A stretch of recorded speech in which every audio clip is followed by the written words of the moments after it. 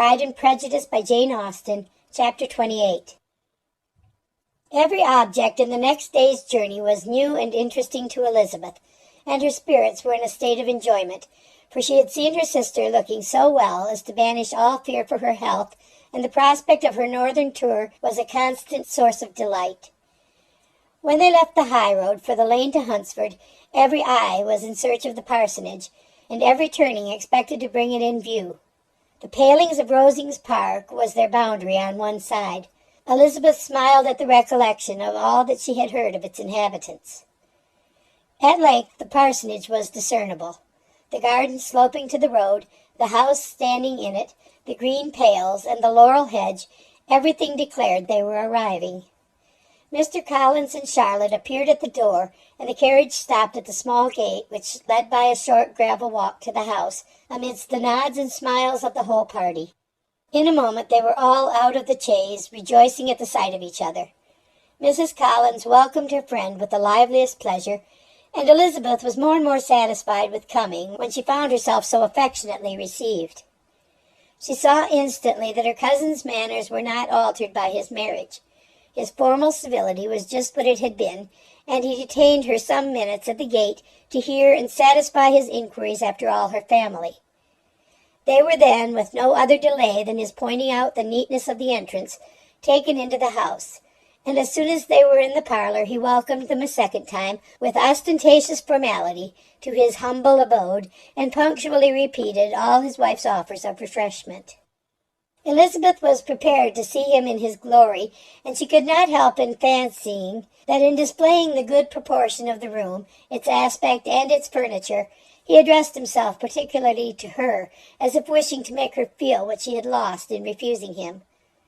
But though everything seemed neat and comfortable, she was not able to gratify him by any sigh of repentance, and rather looked with wonder at her friend that she could have so cheerful an air with such a companion. When Mr. Collins said anything of which his wife might reasonably be ashamed, which certainly was not unseldom, she involuntarily turned her eye on Charlotte. Once or twice she could discern a faint blush, but in general Charlotte wisely did not hear. After sitting long enough to admire every article of furniture in the room, from the sideboard to the fender, to give an account of their journey and of all that had happened in London, Mr. Collins invited them to take a stroll in the garden, which was large and well laid out, and to the cultivation of which he attended himself. To work in this garden was one of his most respectable pleasures, and Elizabeth admired the command of countenance with which Charlotte talked of the healthfulness of the exercise, and owned she encouraged it as much as possible. Here, leading the way through every walk and crosswalk, and scarcely allowing them an interval to utter the praises he asked for, every view was pointed out with a minuteness which left beauty entirely behind.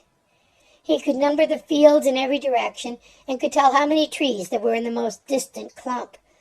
But of all the views which his garden, or which the country or kingdom could boast, none were to be compared with the prospect of Rosings, afforded by an opening in the trees that bordered the park nearly opposite the front of his house. It was a handsome modern building, well situated on rising ground.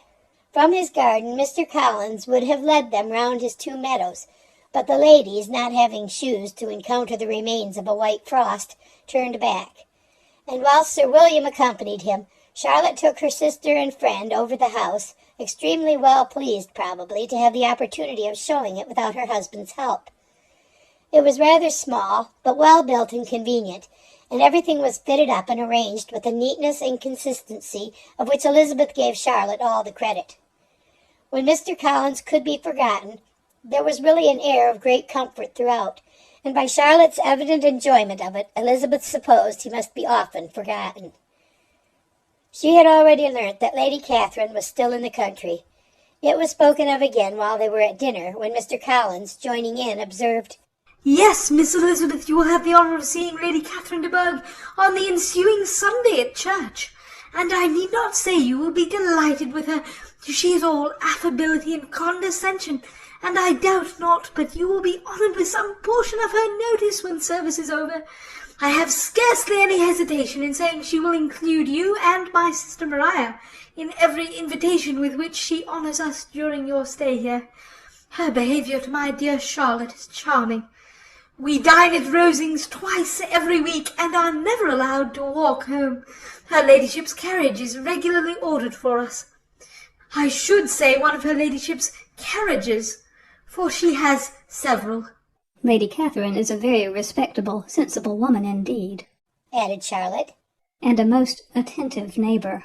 Very true, my dear, that is exactly what I say. She is the sort of woman whom one cannot regard with too much deference.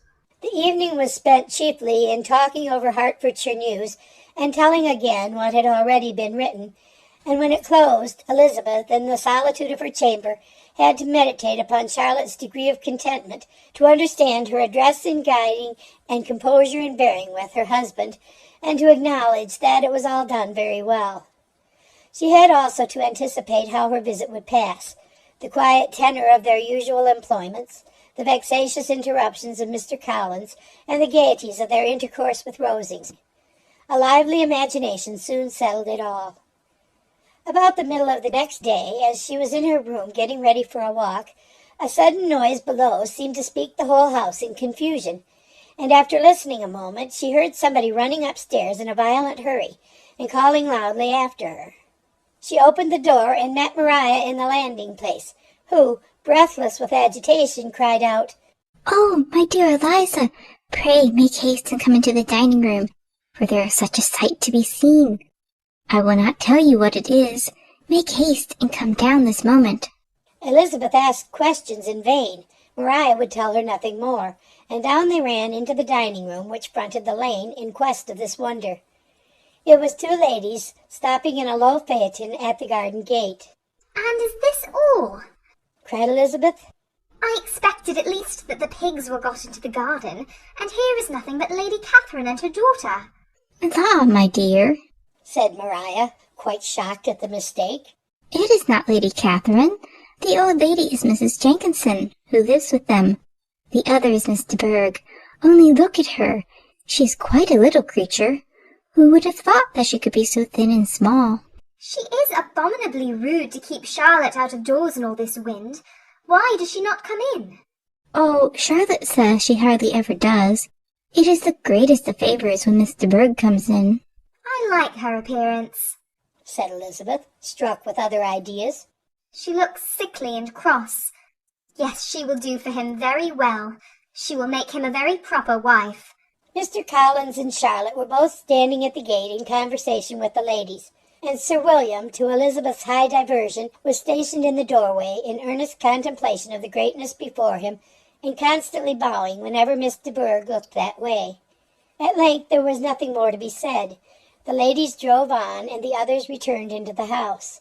Mr. Collins no sooner saw the two girls than he began to congratulate them on their good fortune, which Charlotte explained by letting them know that the whole party was asked to dine at Rosings the next day. End of chapter 28.